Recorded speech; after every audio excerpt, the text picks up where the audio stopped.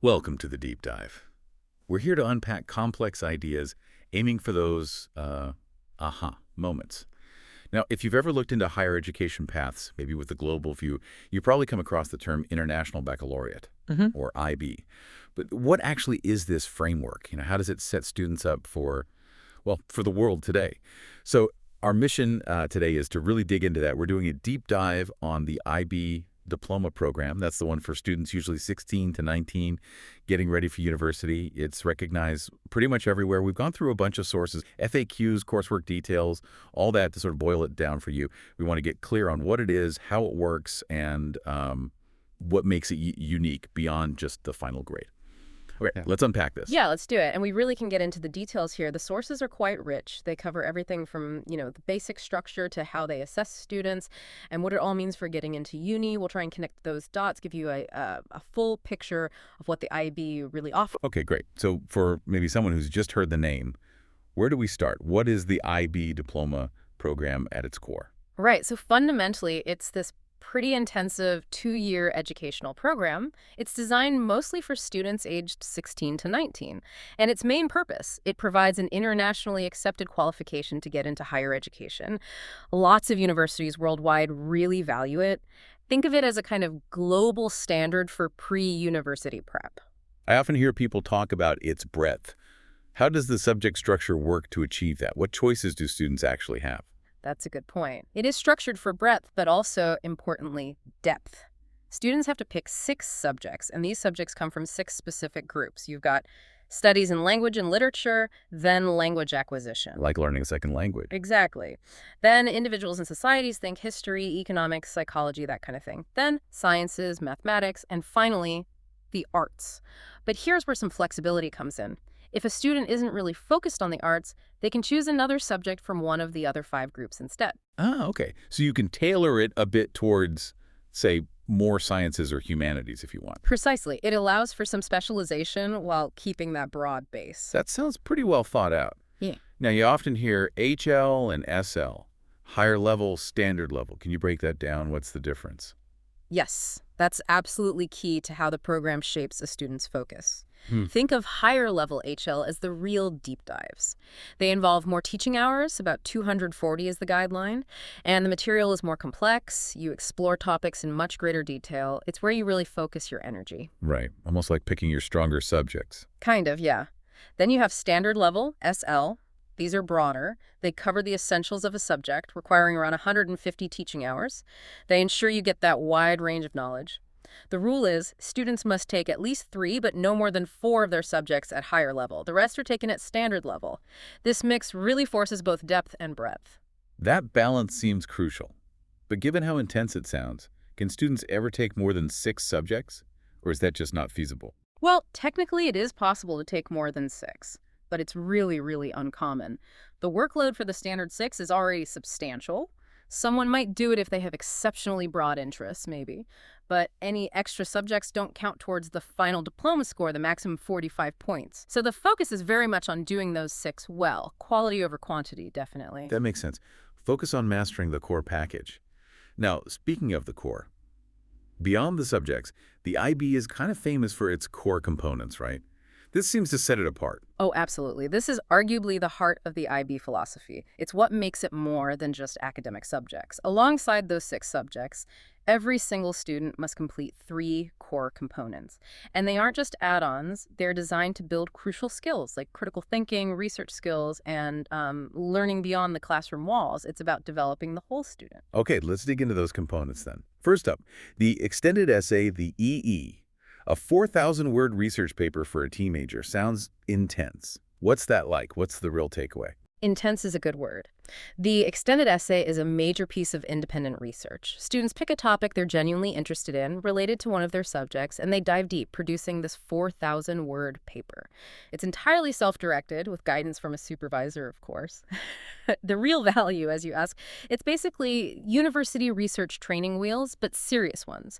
It teaches research methodology, academic writing, managing a long-term project, skills that are absolutely vital for university. It gives them a massive advantage later on. Wow, okay. Like a mini dissertation before you even get to college. Mm-hmm. All right, next core component, theory of knowledge, or TOK.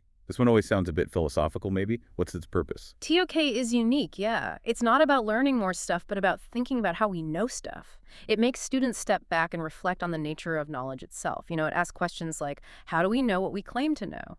It encourages critical thinking, questioning assumptions, seeing links between different subjects, and connecting learning to the real world. It fosters that kind of interdisciplinary mindset. So it's learning how to think, not just what to think.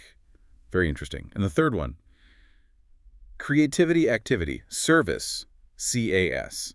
This one's different again because it's not graded with points, right? Exactly. CAS is all about experiential learning, getting students involved in things alongside their academics. Creativity could be, I don't know, learning an instrument, painting, coding, drama. Activity involves physical exertion, sports, dance, hiking, could be anything really. And service means engaging with the community, volunteering, making a contribution. The whole point is personal and social development. It builds responsibility, collaboration, empathy. Then how is it assessed if not scored? Students need to undertake various experiences and at least one longer CAS project. They document everything, reflect on what they've learned against specific learning outcomes. It's pass-fail based on completing these requirements and showing evidence of achieving those outcomes. But completing CAS successfully is mandatory for the diploma. It shows how much the IB values that non-academic growth. That focus on, well, the whole person, not just the grades, especially with CAS, really highlights a different approach. Which leads us to the big question for students and parents. How does all this subjects, core components come together for the final IB diploma score? Right, the scoring. It's quite systematic. Each of the 6 subjects is graded on a scale from 1 to 7. 7 is the highest. So from your subjects, you can get a maximum of 6 times 7, which is 42 points. Then those core components we talked about, theory of knowledge and the extended essay, they are assessed together. Based on performance in both, students can earn up to 3 additional points. So 42 points from subjects plus a potential 3 points from TOKI brings the maximum possible score to 45 points. Okay, 45 is the top score. What's needed to actually get the diploma? To earn the IB diploma, a student generally needs a minimum score of 24 points overall. But importantly, there are other conditions too. You have to successfully complete all the core requirements, CAS, TOK, EE, and you can't have too many very low scores, like grade 1s in your subjects, even if your total is 24 or more. There are specific rules about minimum performance across the board. So it's a mix of overall achievement and making sure you've met all the specific requirements, including those core pillars. How are students actually assessed? Is it all just final exams? No, not at all. It's a dual system, which is one of its strengths, I think. You have internal assessments, or IAs. These are assignments done during the course, marked by the student's own teachers. These can be really varied, could be lab reports in science, essays in history, oral presentations in languages, portfolios in art. Depends on the subject. Okay, marked by their own teachers. How do they ensure that's consistent globally? Good question. That's where external moderation comes in. Samples of the internally assessed work from each school are sent to external IB examiners. These examiners check the marking against global standards and can adjust a school's marks up or down if needed to ensure fairness everywhere. Right, so there's a quality control check. And the other part? The other part is the external assessments. These are usually the big written exams students take right at the end of the 2-year program.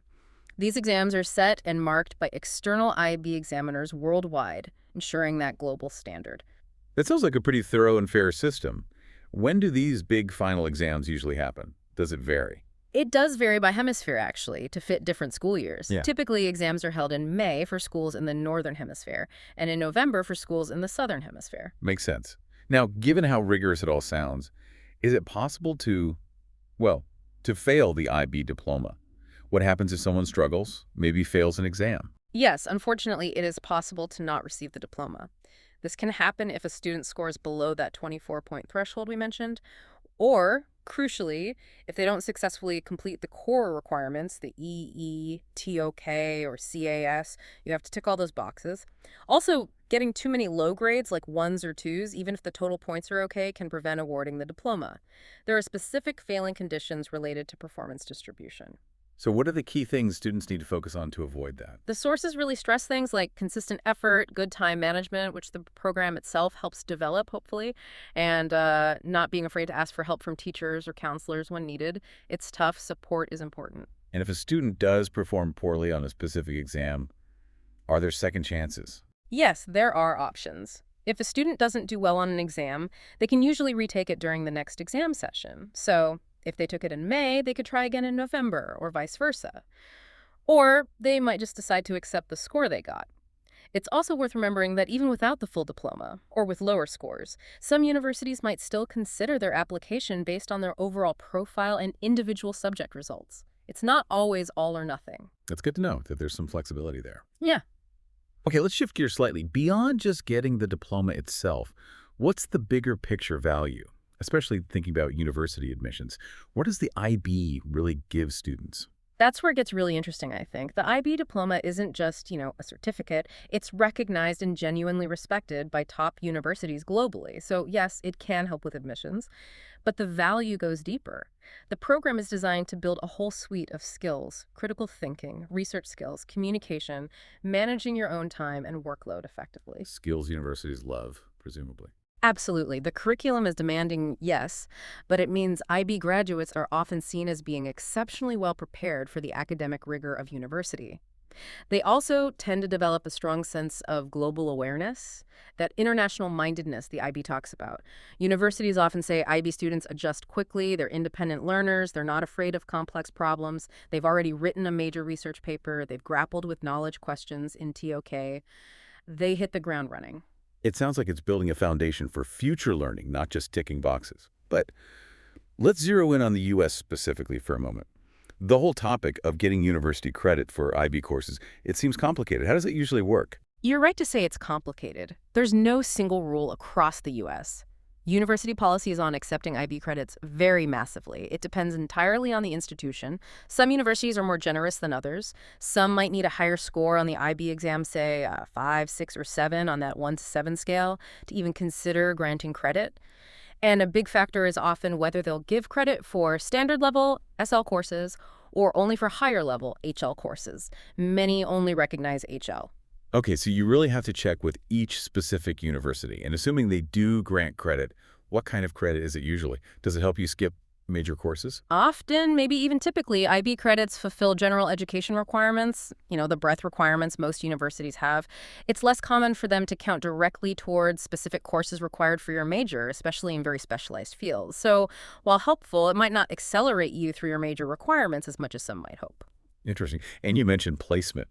Getting credit could potentially put you in more advanced courses, right? Is that always a good thing? That's a really important point. Yes, getting credit can mean you place into higher level university courses straight away. But sometimes this can create challenges. If you skip the university's own introductory or intermediate courses because of IB credit, you might find you have some gaps in foundational knowledge needed for those more advanced classes. The university course might cover things slightly differently. Right. So it's not just about skipping classes, but making sure you're truly ready for the next step in that specific university sequence. It sounds like, as we discussed, the core value isn't just about credits anyway. Exactly. Connecting back to the bigger picture, the real lasting value of the IBG goes far beyond whether you get a few university credits or not. It's about the skills. That ability to think critically, to research independently, to manage yourself and your work, to understand global perspectives, that's what truly prepares you for success in university and beyond. And those qualities definitely make an applicant stand out to admissions committees. They signal preparedness in a way few other things can. That's a powerful way to frame it. The skills are the real currency. One last practical question. Is it possible to take IB courses online now? Is that a thing? Yes, it is. There are approved IB World schools that offer some IB courses entirely online. Importantly, these online courses have to meet the exact same rigorous standards and curriculum requirements as the face-to-face versions. It's a great option for students, maybe in remote areas, or perhaps at schools that don't offer a wide range of IB subjects themselves. It increases access. That's good to know. Well, this has been a really thorough exploration. We've covered the subject structure, dived into those unique core components like the EE, TOK, and CAS, and clarified the assessment and scoring. Hopefully, this deep dive has given you, our listeners, a much clearer roadmap for understanding the IB Diploma Program. It's definitely more than just an academic curriculum. It aims for, holistic development, critical thinking, and that global outlook. It really tries to shape lifelong learners. It certainly seems that way. It's fascinating how it prepares students not just for exams, but as adaptable, thoughtful individuals. Which leaves us with a final thought. Given everything we've discussed, the IB's focus on critical thinking, on independent research, on global awareness. How might this kind of rigorous, holistic program uniquely equip its graduates? Not just for university, but to navigate and perhaps contribute to our increasingly complex, interconnected world long after their studies are done. Something to ponder.